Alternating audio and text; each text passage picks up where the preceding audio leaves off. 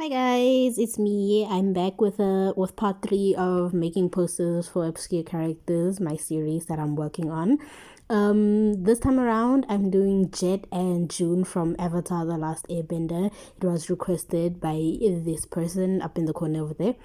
So I did Jet first. I'm just hopping right into it. I decided to do Jet first because he was the one that I more immediately remembered and recognized from Avatar. I actually rewatched Avatar because of this request. So I was watching and I was like, okay, I'm gonna do Jet first. Jet, if you don't remember, is the bandit guy that shows up like I think it's season two. It's either like close to beginning of season two or like end of season one. He shows up there and he's like an extremist, right? He's very extreme about how he feels they should deal with the Fire Nation, and that shows in a lot of the things he does. He's very xenophobic for Fire Nation, which is kind of justifiable because Fire Nation did really bad things during the war. So yeah, that's him. And I also, when I read the post, I was really thinking about that scene with the tea shop. You know, Uncle Iroh and Zuko had that tea shop for a while in the Earth Kingdom when they were trying to go like incognito. That was flashing in my mind so much when I was busy working on this guy. I could not stop thinking about that tea scene.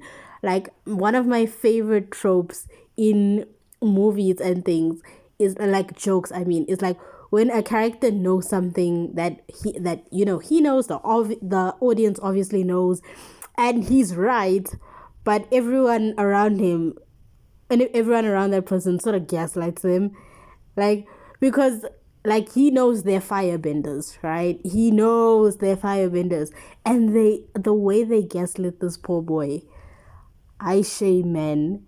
And then Zuko kicked his ass. It's so tragic. But like, it was so sad.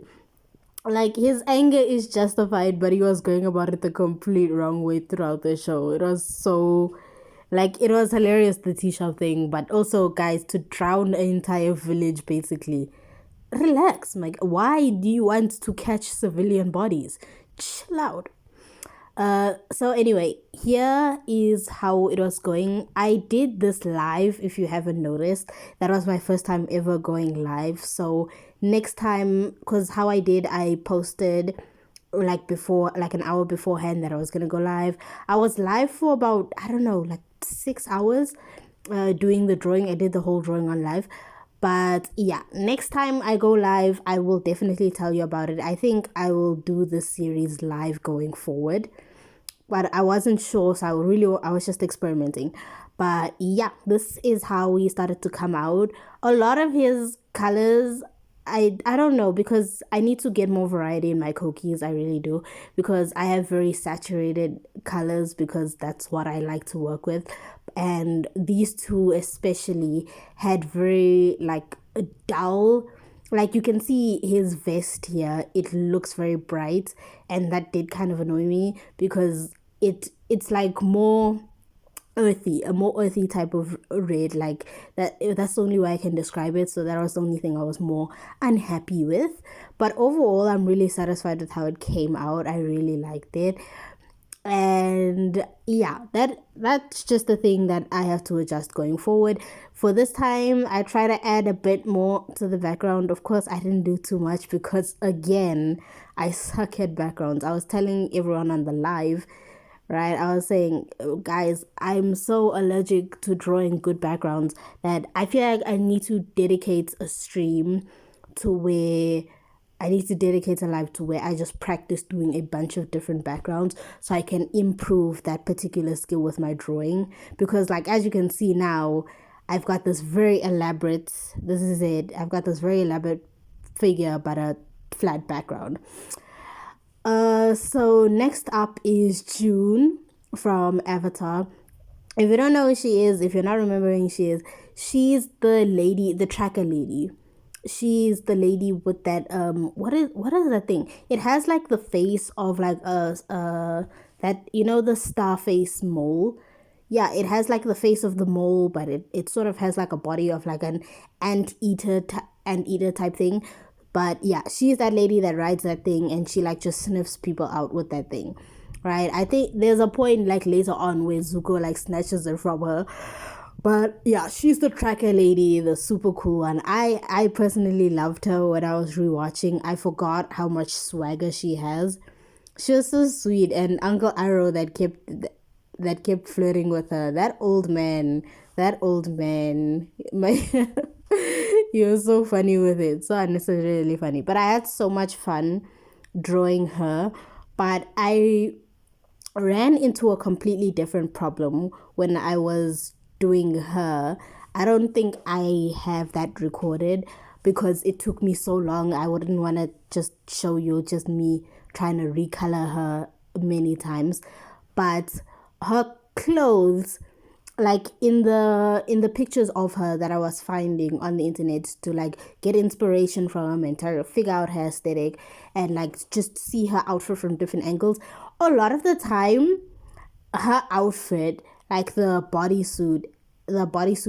the gloves, because they're the same color, a lot of the time they would look completely different in terms of color wise. Like sometimes they look like a maroon, sometimes they look like a very dark brown, sometimes they look black. So there's three different colors that I'm seeing here for our outfit, and so I'm like, oh my goodness, what am I gonna do? Because what I ended up deciding to go on, it's similar to what I ended up doing for her animal, right? Because I started with a lighter shade.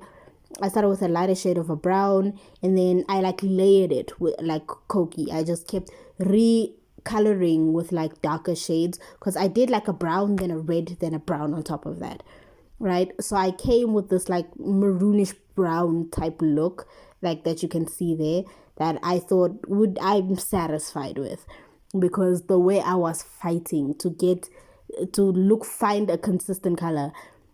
But yeah, I ended up doing that. And also when I ended up coloring her skin, right? Because thing is, when I do skin of different of especially lighter characters, I don't have that many like lighter Kokis, right? Like my shades of brown typically are darker, and she is so pale in the show. She's literally white like the sheet of paper, right? She has no complexion. I don't know why they did not give her complexion, like no pink in her skin, dog.